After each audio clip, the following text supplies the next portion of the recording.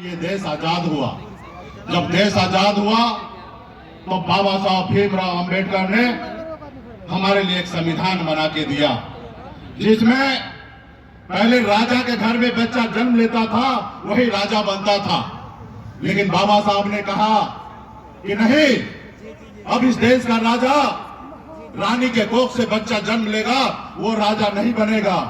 इस देश का राजा वो बनेगा जिसके पास वोट होगा, वो व्यक्ति राजा होगा।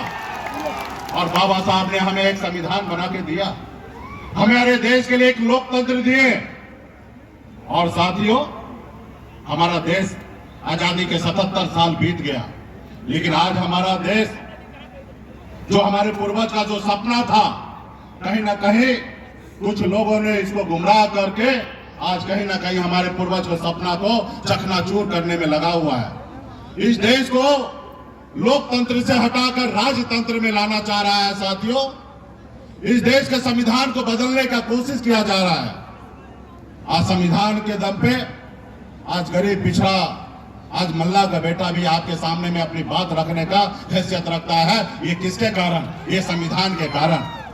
लेकिन कुछ लोग जो है, नागपुर में डिसीजन होता है और नागपुर के इशारे पे देश में संविधान को बदलने की सोच रखते हैं। साथियों, आज बताइए देश किस जगह पे पहुंच रहा है? आज बताइए देश में दो मुख्यमंत्री को जेल में डाल दिया गया। क्या ये लोकतंत्र है? ये लोकतंत्र नहीं है। साथियों, आज जितने भी सरकारी संस्था है अपने जेब में रख लिया है, किसी को बोलने की आजादी नहीं है। क्या ये लोकतंत्र है? आज देश में हजारों लाखों करोड़ रुपया देश के जनता का खर्च हो रहा है चुनाव पे, इसलिए क्योंकि जनता मालिक है और जनता जिसको चाहेंगे उनको बैठाएंगे। लेकिन आज क्या हो रहा है? हर चीज को अपने कंट्रोल में लिया जा रहा है। आज देखिए, कांग्रेस पार्टी इतनी बड़ी पुरानी पार्टी, आज उनके बैंक खाते को सीज कर दिया गया ताकि वो सही से चुनाव न लड़े। आप बताइए, हमारी भी पार्टी को बहुत कोशिश की है, खास करके मोदी जी, कि मुकेश सहनी का पार्टी को समाप्त कर दे।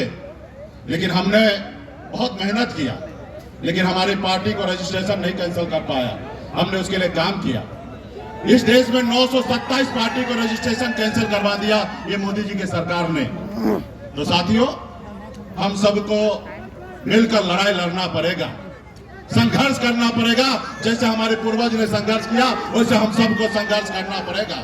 आज हमें खुशी है कि आज हम ऐसे शक्ति के सामने में लड़ाई लड़ रहे हैं, जो आज गरीब पिछड़ा लोगों को सपना को अपने पैरों तले कुचल रहा है।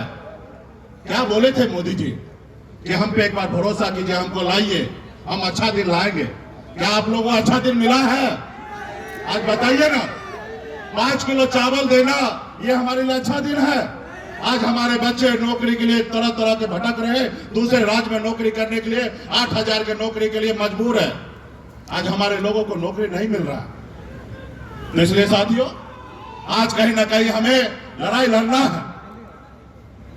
आज मोदी जी देख रहे हैं, गांव में एक कहावत है, गांव में कोई अमीर घर के परिवार के लोग होते हैं, काम धंधा करते नहीं है और बाप दादा का जमीन बेच बेच कर खाते हैं। तो गांव में कहना है कि अरे बाप दादा की जमीन बेच कर फुटानी क्यों कर रहे हो? आज का सरकार वही है, हमारे सरकारी संपत्ति को बेच बेच कर और देश को कह रहे कि देश आगे बढ़ रहा है। देश पे पहले जो कर्ज था उससे 4 गुना ज्यादा कर्ज हो गया और कह रहे कि देश विकास कर रहा है।